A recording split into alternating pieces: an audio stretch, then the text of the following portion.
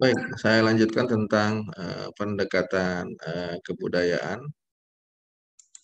Jadi pendekatan psikologis ya. Tadi sudah membahas tentang budaya.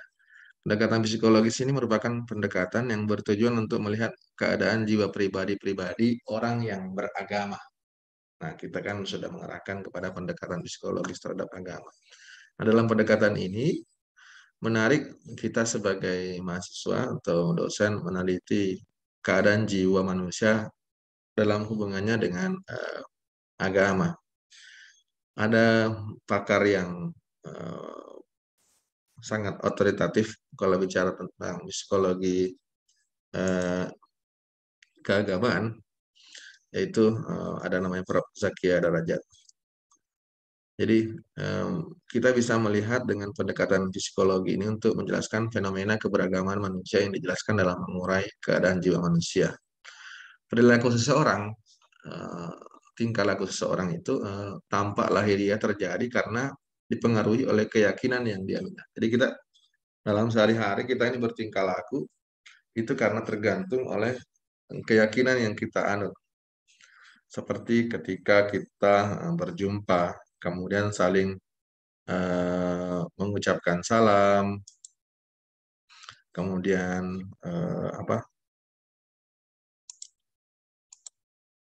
misalnya hormat kepada orang tua, guru, menutup aurat, rela berkorban untuk kebenaran dan sebagainya. Ini kan merupakan gejala-gejala keagamaan yang dapat dijelaskan melalui ilmu jiwa atau ilmu psikologi keagamaan. Nah, pendekatan psikologi ini sekali lagi dalam ajaran agama kita akan menemukan pengalaman-pengalaman spiritual yang berbeda-beda. Orang yang beriman bertakwa kepada Allah Subhanahu wa taala, dia akan bisa berbuat baik, jujur.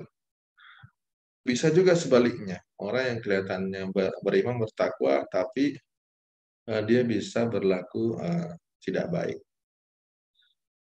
Next, saya lanjut lagi, kemudian pendekatan filologi. Nah, filologi ini berasal dari kata Yunani, philos dan logos, artinya cinta kata. Kajian filologi ini adalah paling gampang dicerna adalah kajian tentang teks-teks lama, kuno. Jadi kajian untuk mempelajari teks-teks lama. Ada apa namanya kitab-kitab, ada buku-buku, naskah-naskah yang sudah antik, yang sudah kuno. Ini adalah kajian daripada filologi. Jadi memahami agama bisa melalui kajian pendekatan filologi ini. Karena mencakup sastra ya. Jadi mempelajari misalnya Islam itu kita harus mendekati teks-teks agama yang klasik atau bahasa lainnya itu manuskrip. Jadi ada dua hal pokok dalam pendekatan filologi ini adalah menyalin kembali tulisan itu ke dalam bentuk aslinya dan memahami teks-teks kuno itu, teks-teks aslinya. Di kitab-kitab kuning, apa saja yang berhubungan dengan keagamaan, ini merupakan tradisi kajian dalam pendekatan filologi. Nah, Al-Quran dan hadis itu merupakan salah satu bentuk kajian filologi juga.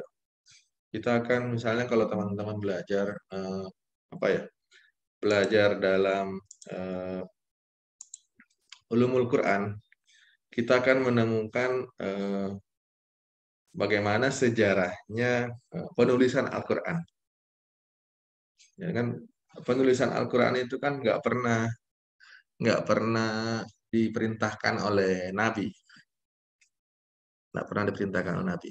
Nabi ketika ada wahyu turun, sahabat mendengarkan, kemudian sahabat menghafal. Ada yang beberapa menyalinnya, ditulis di misalnya di pelepah kurma, di kulit-kulit binatang, di batu dan sebagainya. Barulah ketika Nabi wafat, kemudian di zaman Abu Bakar, Umar bin Khattab itu meminta kepada Umar agar menyalin, mengumpulkan seluruh teks-teks Al-Quran itu, karena banyak sahabat yang hafal Quran meninggal di medan perang dan sebagainya. Uh, Umar merasa khawatir kalau makin banyak yang meninggal, maka makin banyak teks-teks ayat-ayat Al-Quran ini yang akan uh, tidak terdengar lagi. Maksudnya tidak sahabat yang lain tidak akan mengetahuinya. Maka penting untuk disusun dalam sebuah mushaf, disebut mushaf Al-Quran. Nah, Abu Bakar waktu itu menolak karena alasannya Nabi nggak pernah memerintahkan. Jadi Nabi nggak pernah memerintahkan untuk menghimpun ayat-ayat tadi menjadi sebuah Al-Quran. Tapi Umar punya inisiatif seperti itu. Nah, ini bentuk salah satu misalnya kajian pendekatan filologi. Hadis-hadis juga. Jadi abad ketiga Hijriah baru kemudian hadis-hadis ini dikumpulkan. Eh, yang mengumpulkan pertama ini ada namanya Muhammad Syihab bin Zuhri, mengumpulkan hadis-hadis Nabi. Kemudian nanti ke belakangan ada Sunan Sahih Bukhari, Muslim dan sebagainya.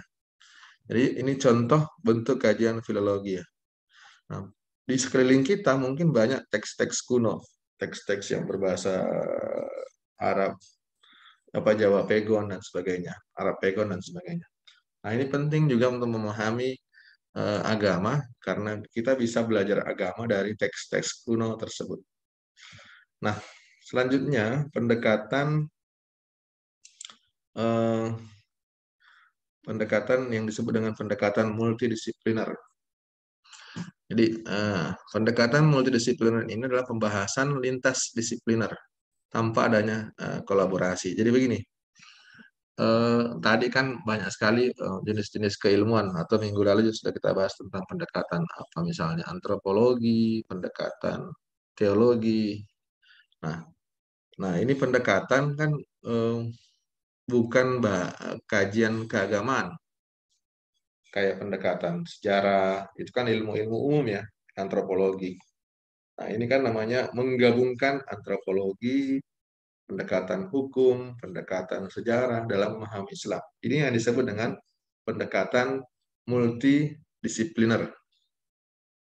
Nah, kalau yang interdisipliner itu menggunakan pendekatan-pendekatan yang saling beririsan. Contoh, menggunakan pendekatan fikih, pendekatan tafsir, pendekatan hadis, pendekatan usul fikih, dengan ilmu-ilmu yang sebenarnya saling beririsan. Ada titik temunya. Kalau kita misalnya, saya kasih contoh lagi,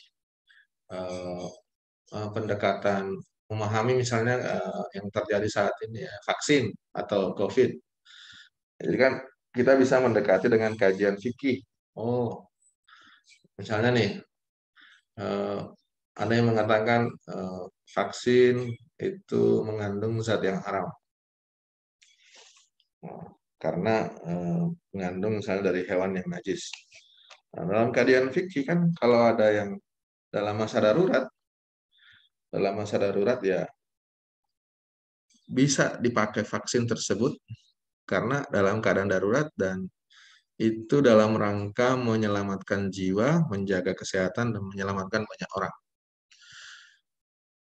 Nah, sekarang kita menggunakan sisi lain pendekatan, misalnya pendekatan eh, tafsirnya. Kita cari ayat yang bisa mendekati itu. Oh, dalam Al-Quran mungkin tidak ada yang ayat spesifik bicara tentang tafsir, tapi ada beberapa ayat yang bisa kita gunakan untuk menjelaskan tentang vaksin itu. Misalnya wala tulqu biaidikum ilat tahluka. Janganlah kamu menjatuhkan dirimu dalam kebinasaan. Maksudnya adalah janganlah kamu menjerumuskan dirimu dalam hal-hal yang bisa membuat kamu celaka. Maka untuk menghindari mudarat yang lebih banyak, vaksin bisa kita gunakan meskipun misalnya itu dalam keadaan darurat ada zat yang misalnya dianggap najis ataupun tidak suci. Mungkin dalam pelajaran usul fikih atau kemarin kaidah fikih pernah diajarkan misalnya kalau dalam keadaan darurat kita satu daerah terus nggak ada makanan, kita lapar dan sebentar lagi mungkin akan meninggal kalau tidak makan. Kemudian kita menemukan bangkai, maka boleh kita makan bangkai tersebut. Tapi ingat, ukurannya adalah untuk menyelamatkan jiwa, bukan sampai kenyang dan sebagainya. Ketika nanti ketemu makanan yang halal, ya silahkan makan yang halal. Karena ini darurat, maka diperbolehkan. Jadi itu perbedaan antara multidisipliner dan interdisipliner. Silakan teman-teman, kalau ada yang ingin menanggapi dari presentasi dan juga kita pada hari ini. Jadi intinya itu ya tadi ya, saya ingin menyampaikan ke teman-teman yang minggu depan, kalau ingin presentasi ya nanti pakai PowerPoint, kemudian eh, fokus ke pembahasan yang sudah saya bagi. Karena yang sudah saya bagi itu kan sudah jelas sekali ini yang menjadi bagian daripada yang akan kita gunakan. Jadi Risap hari ini presentasinya tidak mengkaji apa yang saya jelaskan, sudah saya bagikan pada pertemuan-pertemuan sebelumnya. Insya Allah minggu depan kalau Cynthia mau presentasi monggo, tapi kalau umpama belum siap, saya lagi yang presentasi. Ini nomor 5 tentang pengertian agama Islam dan sumber agama Islam. Ada pertanyaan sampai di sini silahkan. Saya aja Pak, insya Ya, Allah saya siap. oke.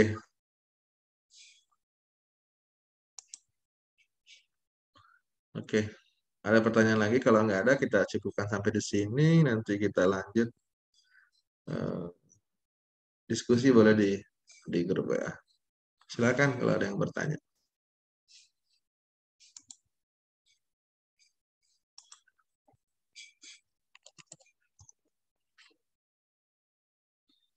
Cukup ya kalau nggak ada yang bertanya. Pak, izin bertanya. Oh, silakan ya. Kalau misalkan kita nggak memakai pendekatan multidisipliner sama pendekatan indisipliner, apakah boleh, Pak? Oke, baik. Makasih Alma. Bolehkah kita tidak menggunakan pakai pendekatan multidisipliner dan pendekatan interdisipliner? Ya boleh-boleh aja. Jadi ini kita belajar metodologi studi Islam ini dalam rangka memahami Islam, memahami Islam secara komprehensif menyeluruh. Nah, di awal perkuliahan itu kan pernah saya jelaskan begini. Eh, Kalau kita sekarang nih mau saya menggambarkan misalnya membedah atau memperbaiki sesuatu. Apa yang kita gunakan?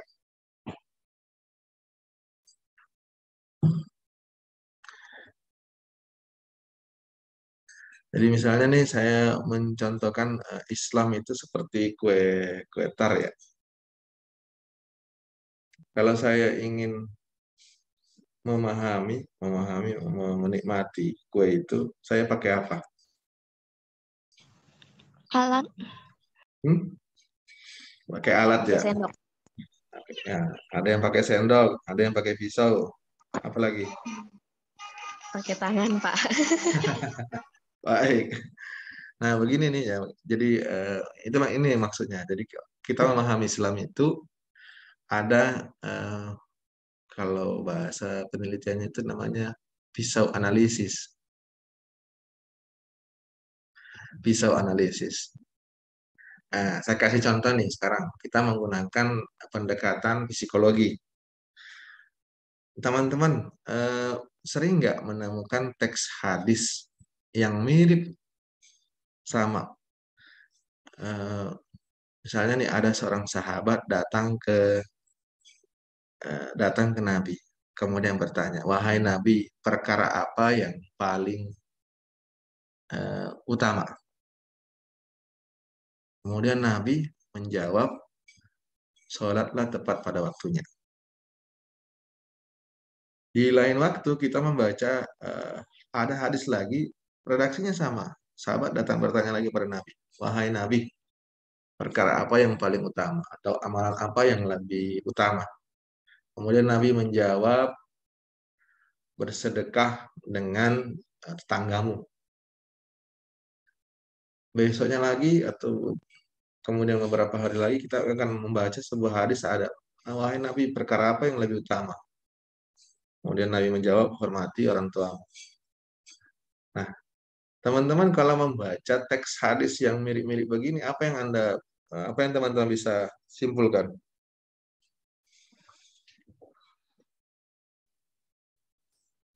Apa yang teman-teman bisa tangkap? Mencari yang paling utamanya. Nah, ya, boleh seperti itu. Ada yang punya pendapat lain? Ada yang punya pendapat lain? Kenapa? Mencari banyak sumber lagi, Pak. Ya, terus apa lagi? Ada yang punya pendapat lagi? Menanyakan kepada yang ahlinya, Pak. Oke, baik. Nah, tadi kan saya di awal bicara tentang pendekatan psikologi ya. Tentu teman-teman akan bingung begini. Kok banyak sekali ya perkara yang lebih utama? Yang mana satu yang mau kita kerjakan? Yang mana satu yang mau kita kerjakan? Ternyata banyak banget amalan utama. Sholat tepat waktu, hormati orang tua, berbuat baik kepada tangga, atau banyak sekali contoh-contoh yang lain. Nah, inilah namanya pendekatan psikologi. Kalau kita menggunakan pendekatan psikologi, kita bisa lihat bahwa Nabi itu orang yang paling memahami karakter orang. Sehingga ketika ada sahabat yang datang berbeda orangnya, maka jawabannya pun berbeda. Coba bayangkan kalau orangnya berbeda, jawabannya sama.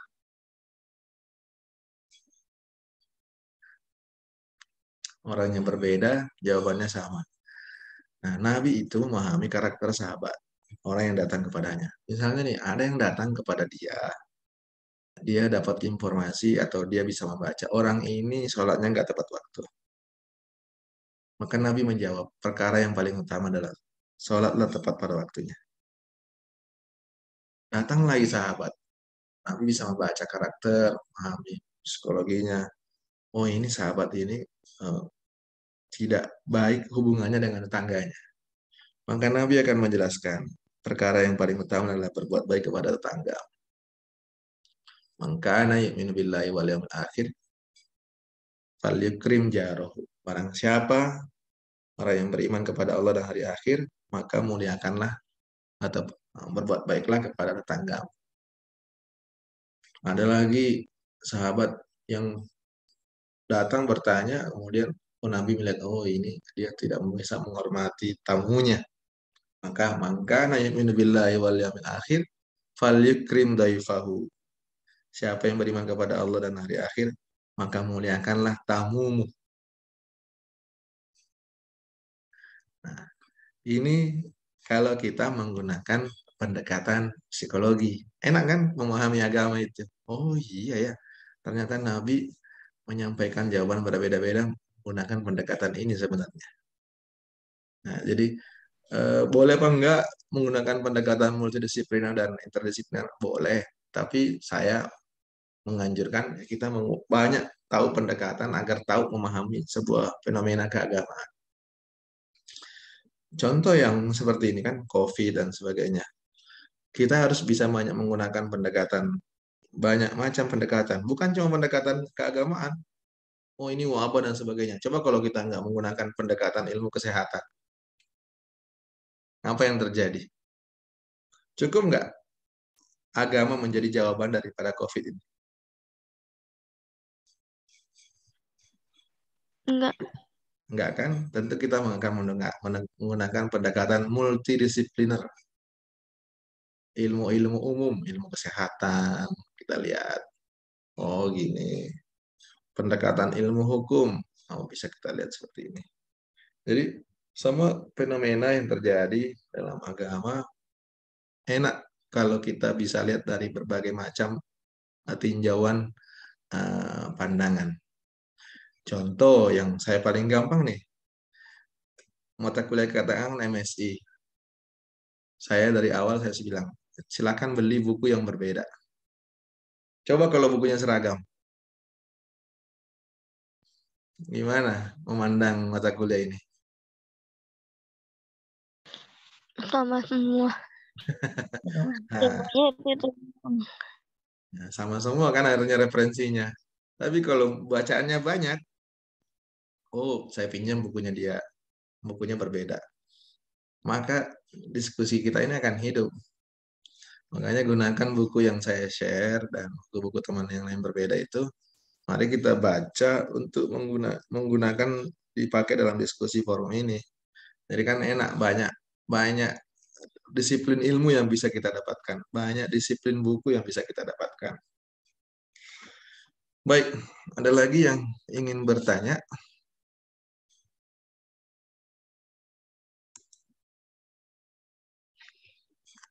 Kalau nanti ada lagi yang bertanya, nanti kita bisa lanjutkan di forum diskusi di grup WA. Saya rasa cukup ya.